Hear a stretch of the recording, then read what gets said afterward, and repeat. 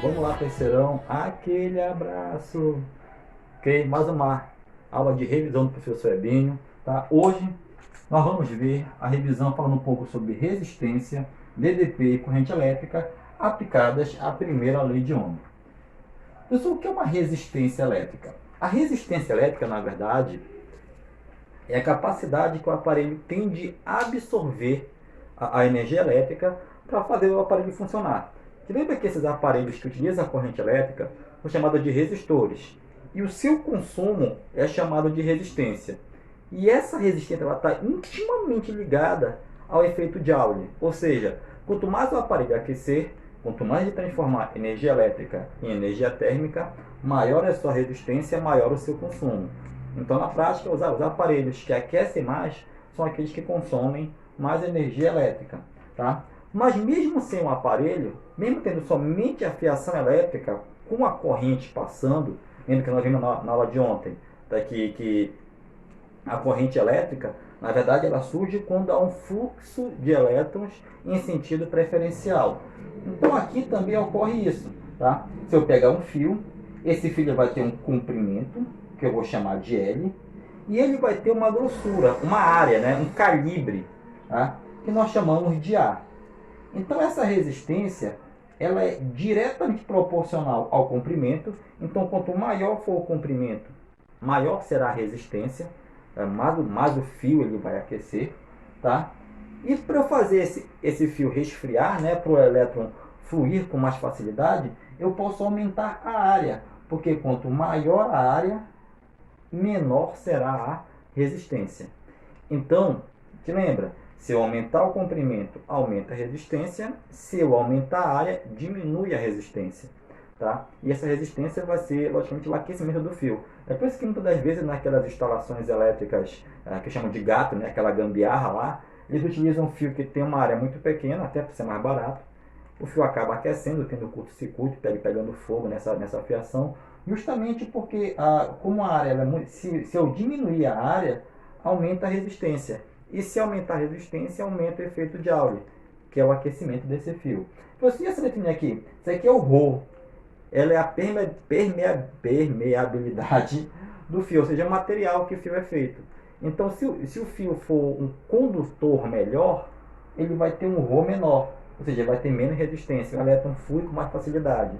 Se esse fio não é tão bom condutor, o elétron vai sofrer uma certa resistência, quer dizer que aumenta o Rho. Tá? Esse aqui é o Rho, uma letra grega. Então, para calcular a resistência, você pega o Rho, multiplica pelo L e divide pela área. Né? Então, a resistência é igual a Rho lá. Né? Vamos lá.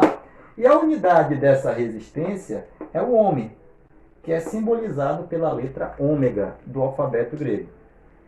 A DDP, que nós vimos também na aula de ontem, é a diferença de potencial. É aquilo que faz os elétrons fluir da região de menor potencial para a região de maior potencial. Tá? Tomem cuidado para o símbolo da resistência. Ele pode ser ou essa tremidinha aqui, ou esse retângulozinho aqui. Esses dois representam um aparelho que está tendo uma certa resistência. Já a DDP, elas são duas barras paralelas, sendo uma maior e uma menor. Essa maior é o polo de maior potencial e aqui o de menor potencial. E a DDP, a unidade é o volt. Então, quando você fala, em cada 110 volts, 220 volts, esse volt, na verdade, é a DDP. E muitas pessoas chamam de tensão ou voltagem elétrica.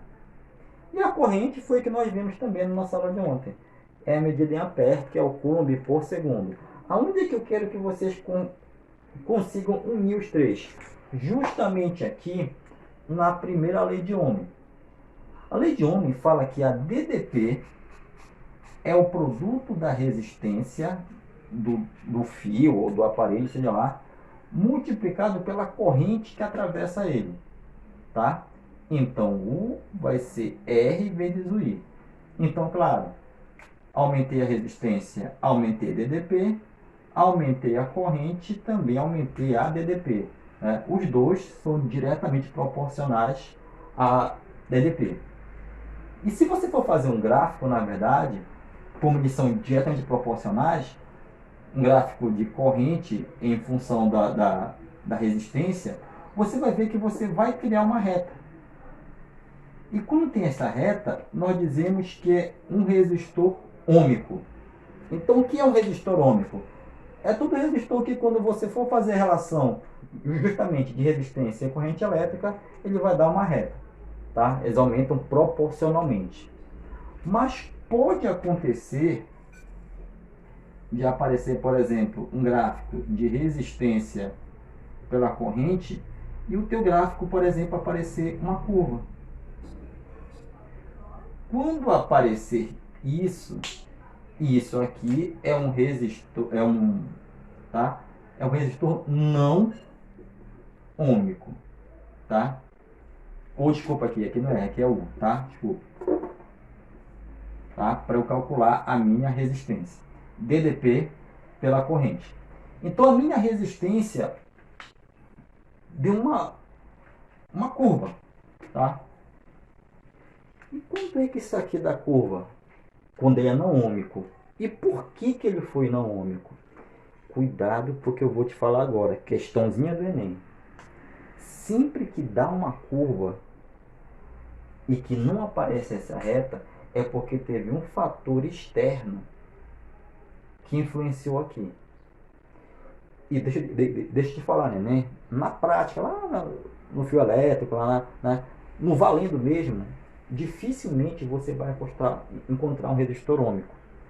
O mais comum é você encontrar isso aqui, porque tem um fator que sempre vai tirar ele dessa constante. E esse fator nunca mais te esquece. É a temperatura. É a temperatura que transforma um resistor ômico num resistor não ômico.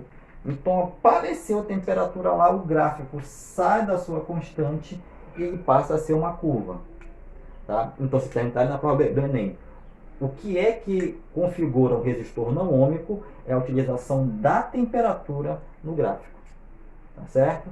Aqui, no caso, não tem temperatura, então dá uma reta constante. E por último, mas não menos importante, a potência, tá? A potência, na verdade, ela vai te dizer a capacidade do teu aparelho de funcionar bem naquilo que é a função dele. Então, quanto maior a potência, mais forte é teu aparelho, melhor ele vai funcionar. E essa potência é dada em watts. Pessoas já ouviram falar em watts. Na minha conta de energia tem um tal de quilowatt-hora. Nós sabemos que em física a palavra quilo quer dizer 1000. E 1000 é 10 elevado à terceira. Então, 1 kilowatt é igual a 10 à terceira watt. Então, se pedir uma questão para determinar em watt e der em kilowatt, faz a conversão. Logicamente, se for o inverso, 1 watt vai ser igual a 10 a menos 3 kilowatts. Tá? E essa potência ela tem uma fórmula. Ela vai ser a corrente elétrica multiplicada pela DDP. Nós sabemos que a corrente elétrica é dada em ampere, a DDP é dada em volts e a potência é dada em watts. Foi o que nós falamos aqui. Então, multiplicando eles, nós temos a potência. Sendo que pode acontecer de eu querer determinar a potência e não te der o valor, por exemplo, do U. O professor não tem o valor do U, mas eu sei que o U é igual a R vezes I, lá na primeira lei de Ohm. Então, no lugar do U, eu posso botar o R vezes I. Então, eu boto esse I, o U é R vezes I. Então, vai ficar potência igual a R, I vezes I ao quadrado. Então, a outra fórmula que eu posso determinar essa potência, além de ser P igual a I vezes U, que é o π, eu posso também dizer que a potência é P igual a R vezes I, quando eu não tiver o valor da DDP. Pessoas, se tiver o contrário, eu tiver o valor da DDP e não tiver a corrente elétrica, tudo bem. Te lembra que esse I aqui, se eu quero saber ele, o R passa dividindo. Então, vai ser U dividido por R igual a I. Então, o I é U sobre R. Então, vamos lá. Então, P é igual ao I. Eu sei que o I é U sobre R vezes o U. Então, nós sabemos que U vezes U é U ao quadrado. E aqui, 1 vezes R é R. Então, são as três formas que eu posso determinar a potência elétrica. Uma pela fórmula original, outra tirando o I, que vai dar isso aqui, e a outra tirando o U, que vai dar esse valor. Tá certo? Então hoje nós vimos como esses três fatores influenciam na primeira lei de Ohm e como a primeira lei de Ohm, né, influencia para você achar a potência de um certo resistor. Ok? Então, se quiserem bater o print, está aqui, para você colocar lá na revisão de vocês. Ok? Tenha uma boa semana, tá? E até a próxima, se Deus quiser.